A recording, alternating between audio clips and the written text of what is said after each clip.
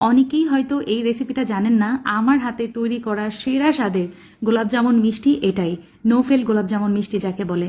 1 cup গুঁড়া দুধ, 1 cup নিয়েছি লিকুইড দুধ, তার সাথে 2 চা চামচ কাঁচা সুজি এবং 1 চা চামচ ঘি দিয়ে দিলাম। চুলার জাল অন করে এই মিশ্রণ খুব ভালোভাবে জাল করে নিয়েছি।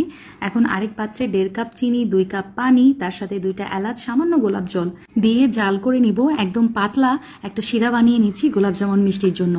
এখন এই দুধের মিশ্রণটা কিছু সময় মধ্যে নিয়ে 4 টেবিল চামচ আমি ময়দা দিয়ে দিলাম, 1/2 চা চামচ বেকিং পাউডার, সামান্য পানি দিয়ে সবকিছু একত্রে মিক্স করে নিব।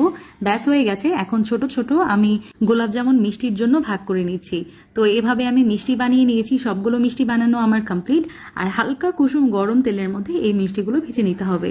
এখন গরম মিষ্টিগুলো সরাসরি গরম শিরার মধ্যে দিয়ে দিব। আর শিরাটা আমি চুলাতে একটু জাল করে নিয়েছিলাম। মাত্র ঘড়ি ধরে আধা ঘন্টা শিরাতে আমি রেস্টে রেখেছিলাম। তারপরেই দেখতে পাচ্ছেন আমার রসালো গোলাপ জামুন মিষ্টি একবারে রেডি।